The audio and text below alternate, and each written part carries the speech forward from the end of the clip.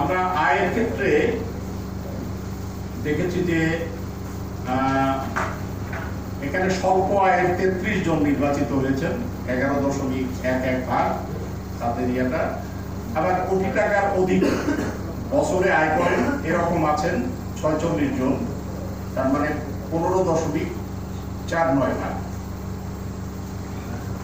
এখানে বছরে কোটি টাকা অধিক আয়কারী আমরা 43 জনকে দেখেছি যে তারা অর্থাৎ 20.57 ভাগ, এটা বাংলাদেশ জাতীয়তাবাদী দল থেকে। আর এখানে প্রতিদ্বন্দ্বিতার তুলনায় কোটি টাকার অধিক আয়কারী হার এটা বৃদ্ধি পেয়েছে। এটা ছিল প্রতিদ্বন্দ্বীদের মধ্যে ছিল 4.89 ভাগ, নির্বাচিতদের মধ্যে 15.45 ভাগ। আবার স্বল্প আয়ের ক্ষেত্রে আমরা দেখেছি যে এটা কমে গিয়েছে। প্রতিদ্বন্দ্বী প্রার্থীদের মধ্যে স্বল্প আয় ছিল 41.06 ভাগ, আর এটা কমে দাঁড়িয়েছে নির্বাচিতদের মধ্যে 11.11।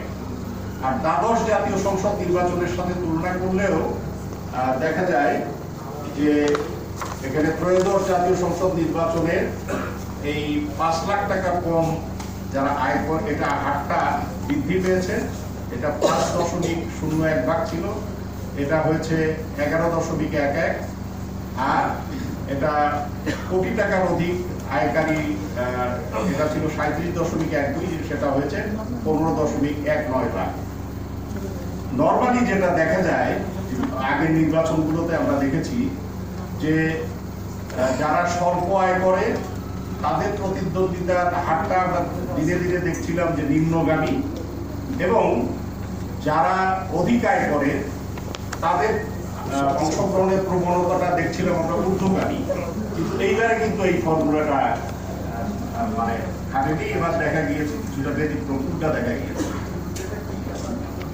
এবার যারা মানে দ্বাদশ জাতীয় সংসদ নির্বাচনে আমরা স্বল্প আয়ের যে প্রার্থীদের দেখেছি, তারা নির্বাচিতদের মধ্যে দেখেছি যে 5.01 ভাগ ছিল। এইবার সেই স্বল্প আয়ের এটা দাঁড়িয়েছে 11.11। মানে নর্মালি যেটা হয় যতদিন যায় স্বল্প আয় কমে যাচ্ছে আর অধিক আয়টা বেড়ে যাচ্ছে। আর এখানে আমরা দেখেছি যে অধিক আয় এটা দ্বাদশ জাতীয় সংসদ নির্বাচনে 37.12 ছিল, এবার সেটা হয়েছে 15.19 ভাগ। তার মানে অধিক সম্পদের মালিকদের ইয়েটা কিছুটা মানে আয়ের ইয়েটা কিছুটা কমেছে। আমরা শীর্ষ উপার্জনকারী 10 জনের এখানে একটা ইয়ে দিয়েছি, এখানে দেখতে পারেন। এবং এখানে এই 10 জনই বাংলাদেশ জাতীয়তাবাদী দলের সাথে।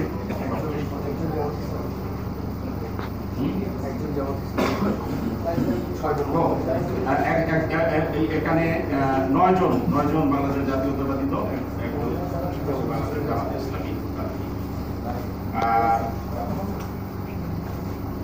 এখানে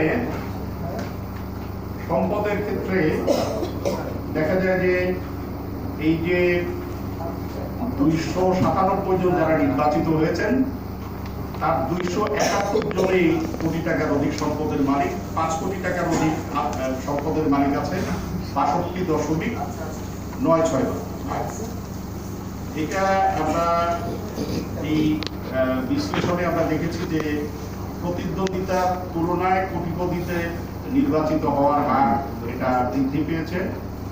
এটা কোটিপতিদের প্রতিদ্বন্দ্বিতার হার ছিল 55.63 ভাগ, আর নির্বাচিত হয়েছে 91.25 ভাগ। আর স্বল্প সম্পদের মালিক প্রতিদ্বন্দ্বিতা করেছিলেন 18.71 ভাগ, নির্বাচিত হয়েছে 0.67 ভাগ। আর দ্বাদশ জাতীয় সংসদ নির্বাচনের সাথে যদি আমরা তুলনা করি তবে এখানেও কোটিপতির সংখ্যা বৃদ্ধি পেয়েছে। দ্বাদশ জাতীয় সংসদ নির্বাচনে এটা ছিল 89.97, কিছুটা বেড়ে হয়েছে 91.25। আবার স্বল্প সম্পদের ক্ষেত্রে ওখানে ছিল দ্বাদশে ছিল 3.01, এটা কমে দাঁড়িয়েছে 0.67 ভাগ। তো এখানে দেখা যাচ্ছে যে সম্পদের ক্ষেত্রে আমরা দেখছি যে স্বল্প সম্পদের যারা মালিক তাদের অংশগ্রহণ হ্রাস পাচ্ছে, আর অধিক সম্পদের মালিক এটা বৃদ্ধি পাচ্ছে। আয়ের ক্ষেত্রে আমরা উঁচা চিত্র দেখেছিলাম।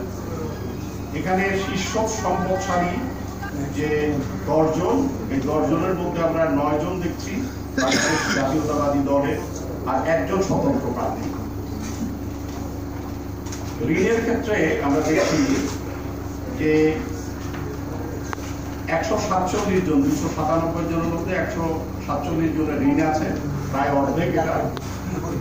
আর এখানে এই 5 কোটি টাকার অধিক ঋণ 34 জনের। আর ঋণ গ্রহীতাদের মধ্যে সর্বোচ্চ সংখ্যক ঋণ গ্রহীতা বাংলাদেশ জাতীয়তাবাদী দল থেকে। আর এখানে আমরা দেখছি যে ঋণ গ্রহীতাদের হার প্রতিদ্বন্দ্বিতার তুলনায় বেশি। প্রতিদ্বন্দ্বীদের মধ্যে ছিল 25.62, আর এটাতে 49.49। আবার দ্বাদশ জাতীয় সংসদ নির্বাচনের তুলনাতেও ঋণ গ্রহীতার হার বেশি। এখানে 44.81 ভাগ ছিল, এবার 49.49 ভাগ। যদিও ঋণ গ্রহণ এটা কি বলা যায়, অপরাধের মধ্যে পড়ে না, এটা